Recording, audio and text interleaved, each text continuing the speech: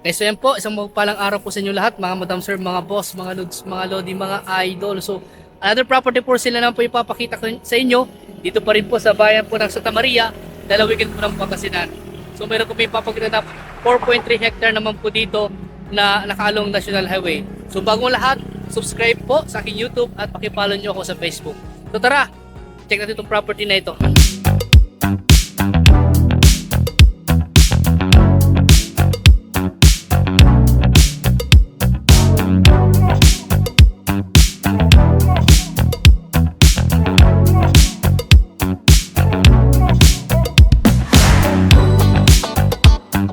Okay, so ayan po mga madam sir, mga boss. Ito na po yung property na binibenta along National Highway. Ayan po, along National Highway. Ito po yung way na papunta po sa town proper ng Santa Maria. Mga ilang kilometro lang po. O sabihin natin mga 1.5 kilometers na sa town proper ka ng Santa Maria. At ito naman po yung way na papunta po sa town proper ng Rosales. Papunta po ng ibang part ng Pangasinan, Nueva Ecija, papuntang Maynila. Ayan, sa T-Plex, dito rin po yung way po niya. At ilang walking distance lang din po yung school po dito, yung kolehiyo po dito sa Santa Maria. Ilang metro lang din po ang layo at walking distance lang po siya. So simula po dito sa pader po na ito, diretso po yan, o sa may blue na pader. Hanggang doon din po sa may boundary ng sa may color blue din po na pader. Sa mga 30 to 40 meters po yung kanyang entrada estimate po namin. So dito sa harap po niya meron vape shop. Ayan. At pag-usapan nyo na lang po ng seller kung ano yung mga maiiwan dito sa property na ito, sa mga gamit, ganun po. At ito nga po ay tawag dito, pwedeng commercial, pwedeng farmlot, pwedeng residential farmlot, commercial farmlot. Ayan po, nasa inyo po yan kung ano yung pwede nyo gawin po dito sa property na ito. At ito nga po, yung pasok natin itong loob ng property. Yung ibang part may bakod, yung ibang part naman po wala. So lalagyan na lang po yung ibang part ng walang bakod. So dito po sa loob ng property may mga iba't ibang puno rin po na nakatanim. May mga puno ng mangga, siguro sa mga lima na puno ng mangga, malalaki na. At ganoon din po may acacia, centennial lang yung acacia. Tapos may mga chiko, lima or anim na tayo yung chiko nakita namin kanina. At may mga bahay din po. Ayan, may mga building din po ng bahay. Kagaya rin po ito. May bahay dito, tapos yung sa harap meron siyang business, yung babe. Tapos ito may garahe po ng sasakyan. Ayan, kasama namin yung source namin, si tatay, si Kagawad. Ayan po. Tapos meron pong ditong antique na bahay. Siguro yung mga sa 80s pa to o kaya 70s yung bahay na to. Tapos may bahay pa rin po doon. At makita nyo po sa drone video po, i-highlight po namin yung estimate boundary naman po ng property na ito. So dito po may mga tanim din silang mga halaman. Ayan, sa ano po dito mayroong pong pader.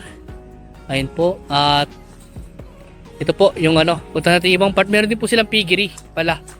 So ayan po yung piggery. Makita po natin dito yung piggery po. Ayan, meron po sakyan. Ayan.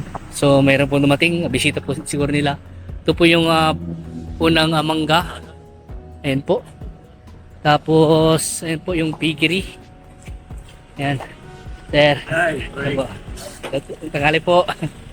So ito po yung piggery po nila. Ayan. Pangilang heads din po ng baboy ang kaya. So ito po. May mga maliliit pa silang mga baboy. Mga dalawang buwan pa lang to. Tapos meron malaki silang dito. Baboy. Ayan. At yun din meron pang buntis na baboy doon. Ayan. Ay, lalaki pala to. Kala ko babae. Tapos ito po may anak pala. Kala ko buntis to. Meron palang anak to. Nanganak na siya. Ayan. So meron siyang piggery. Mga ilang hens lang din yung kaya. May mga taniman sila ng mga gulay dito. Ayan. At yun sinasabi po namin centennial po na puno ng acacia. Parang nasa 100 years na yata ito mahigit. Parang yung po niya, yung katawan niya baka nasa 10 katao po siguro yung yayakap dyan. Ayan po. Tapos meron din pong mga bahay din dito. Ayan. May mga ayan po yung bodega. Bodega pala to, no? Bodega pala to. Kala ko bahay. Bodega pala to. Lalagyan nila ng mga inaanin nilang mga palay o kaya mga gulay. Ayan po. Tapos may mga deep well na rin po sila. Dito po may mga alaga silang mga Ito boss, Peking duck. Ayan, may mga alaga sila pong Peking duck. Ayan, pwede rin pong gawing piggery ito. Ayan, dating piggery ito boss. Ginawa na lang pangalagaan ng mga Peking duck. Sako pa yan yung mangga. Hindi na boss, yan daw yung boundary niya. Sa may mga mangga na yan, yung boundary daw po niya dun sa may mga mangga na po.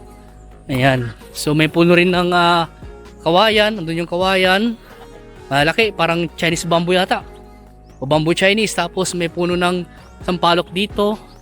Another puno ng mangga. Ayan, and then meron po silang dito, kamalig din. Kamalig ng baka o kaya kambing. Yun po, yung mga andito sa loob. May mga malbere po sila boss oh. Boss, malbere dami oh. Hinog na yung iba.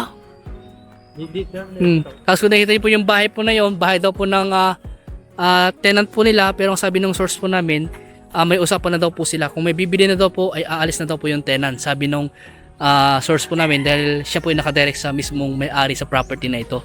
At yung property hanggang doon po sa may poste na doon. Ayan. So hindi ko na mapuntahan yung ibang part. At may po kasi, merong dito, nilagyan nila lang dito ng screen. Baka kasi daw po wala yung mga halaga nilang hayop. Kaya hanggang dito lang po kami sa kanilang residential part. At ayun po, hanggang doon pa po yan sa may likod ng malaking bahay po na yon. Hanggang doon pa po yan. At hanggang dito po, kasi sa part na yun may bakod na po eh. Naglagay sila ng temporary na bakod po. Ayan. So sa managhanap po ng ganitong property na nakaalong National Highway, at ang presyo po pala nito ay 700 pesos per square meter. At title property, clean title daw po sabi ng source po namin, at tax updated daw po ito. Ayan. So dito ko po 4.3 hectare na mayroon pong presyo na 700 pesos per square meter, at meron po, at ito po ay nakaalong National Highway at located po dito sa bayan po ng Santa Maria, lalawigan po ng Pangasinan. Ayan. So maraming salamat po and God bless po sa atin lahat.